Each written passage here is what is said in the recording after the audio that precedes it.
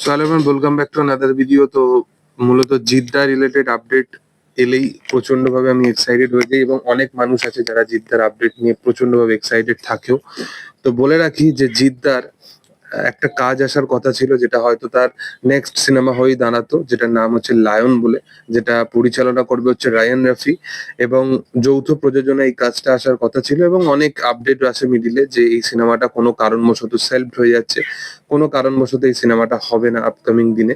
তবে তোমাদেরকে বলে রাখি যে লায়ন প্রজেক্টটা হচ্ছে, লায়নের কিন্তু রেকির কাজও শুরু হয়ে গেছিল।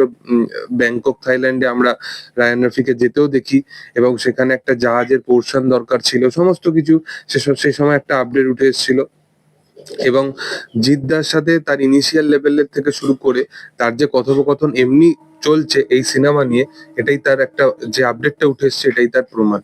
মূলত তোমরা জানো যে লায়ন একটা দারুণ লেভেলের সিনেমা হতে চলেছে, এবং পুরো মাস লেভেলে জিদ্দাকে প্রেজেন্ট করতে চলেছে রায়ান রাফি। এবং রায়ান রাফি পারে সেই জিনিসটা করতে, কারণ তার মধ্যে অ্যাক্টরদেরকে প্রেজেন্ট করার মতো সেই কনভিনসিং পাওয়ার আছে। এবং সে যেভাবে ক্যারেক্টার গুলোকে লেখে এবং প্রোটাগনিস্টের চরিত্রগুলোকে যেভাবে লেখে সেগুলো দুর্দান্ত হয়। বিশেষ করে ফিমেল ক্যারেক্টার গুলোকেও সে দারুণ ভাবে প্রেজেন্ট করে এখানে। মানে রায়ান রফির ছবিতে ফিমেল চরিত্রগুলোরও একটা প্রাধান্যতা থাকে। তো এখানে অভিনেত্রী হিসাবে জিতের অপোজিটে আমরা কাকে দেখতে পাবো, সেটা একটা নাম উঠে আসছে। দেখো, রায়ান রফির সাথে অলরেডি মিমি চক্রবর্তী, সে অলরেডি কাজ করেছে তোমার তুফানেতে। তো সেখানে মিমির চরিত্রটা দারুণ একটা প্রধান চরিত্র বলা চলে। তো মিমিকে এখানে জিদ্দার অপোজিটে আমরা দেখতে পেতে পারি, এটাই লেটেস্ট আপডেট ওয়াইজ উঠে আসছে।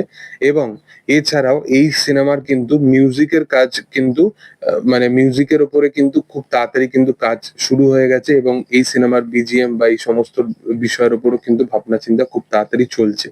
এবার মিউজিকে এই সিনেমাটা যার নাম উঠে আসে সেটা সিঙ্গার অনিমেষ বলে। আমি তার কাজের সাথে বেশি সংযত নয়, তো সেই কারণবশত তাকে নিয়ে আমি বেশি ডিটেলসে বলতে পারছি না। বাট যেটা আপডেট উঠে আসছে সেটা ওয়াইজ যেটা শোনা যাচ্ছে যে লায়ন সিনেমা কিন্তু খুব তাড়াতাড়ি আসতে চলেছে, এবং জিদ্দার আপকামিং যে সিনেমাটা আসতে চলেছে অনন্ত সিংহ লাইফের উপর বেস্ট করে, কেউ বলে বিপ্লবী, কেউ বলে ডাকাত, এই সিনেমাটার পরবর্তী সিনেমা হয়তো লায়ন সিনেমাই হবে। এবং জিৎ এবং মিমি দুজনেই খুব ভালো অভিনেতা অভিনেত্রী, এবং দুজনের জুটি নো ডাউট হেভি মানাবে।